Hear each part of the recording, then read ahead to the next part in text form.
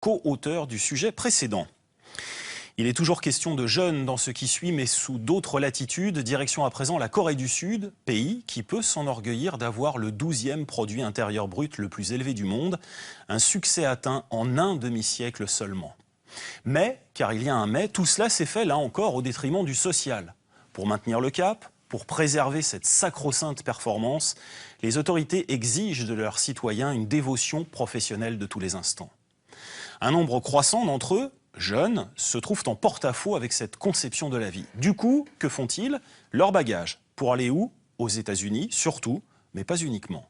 Corée du Sud, une jeunesse en fuite, c'est le titre de ce reportage signé Anthony Dufour, Min Joo-song et Mathias Lavergne d'Icarus. Le jeune couple est donc bien décidé à obtenir un visa américain. Pour mettre toutes les chances de son côté, il s'est offert les services d'une agence spécialisée.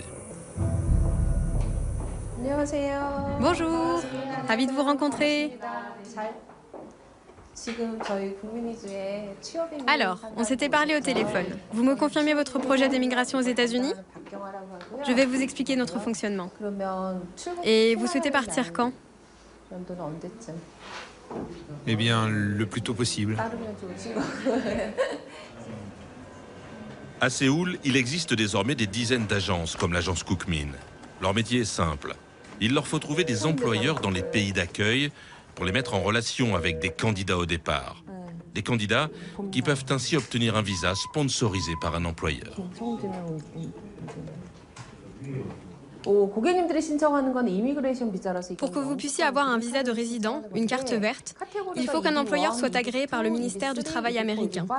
Mais c'est très dur. En général, il leur dit « j'ai essayé d'employer des locaux ».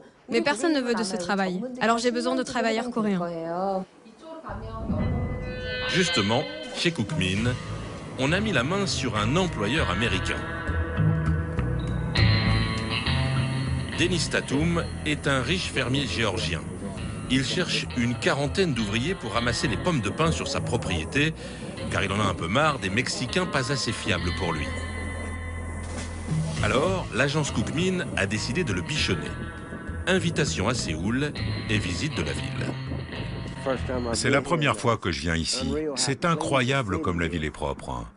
Si vous voulez prendre des vacances, ou bien vivre ici, eh ben c'est un bel endroit. Les gens d'ici, ils veulent aller aux États-Unis. Mais les Américains trouveraient ça rudement agréable ici. C'est vraiment bien.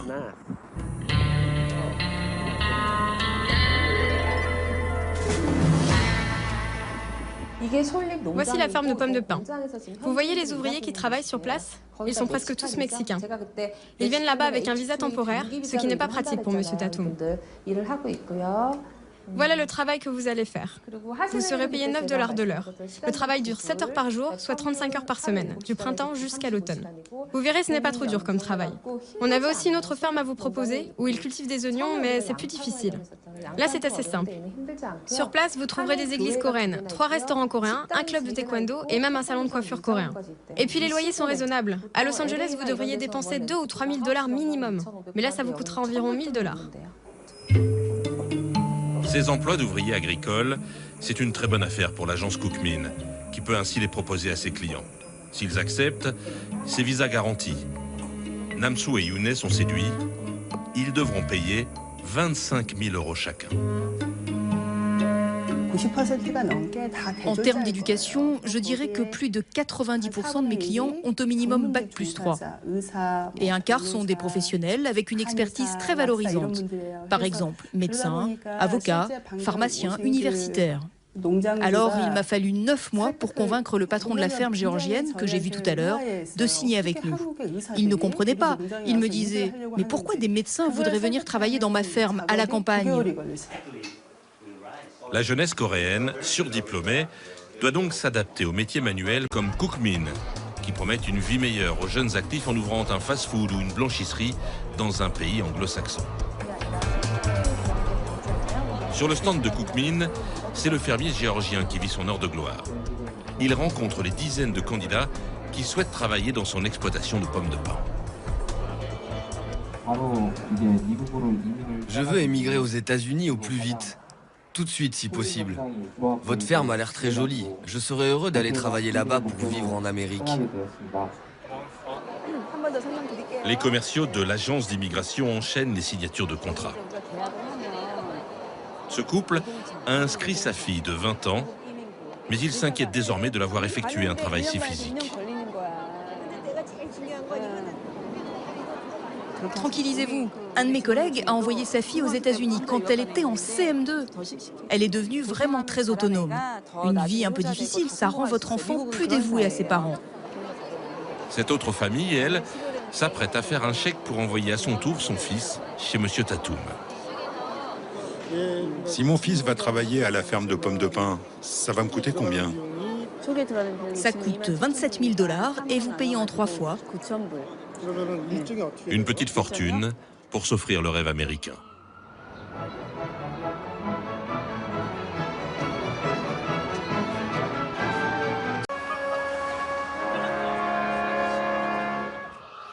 Voilà, c'est la fin de ce 585e numéro d'Arte Reportage. Merci beaucoup de nous être fidèles. La semaine prochaine, place à Andrea Fis. À dans 15 jours. Portez-vous bien d'ici là. Vielen Dank fürs Zuschauen. Wir sehen uns in 2 Wochen wieder. Bis dahin. Tschüss.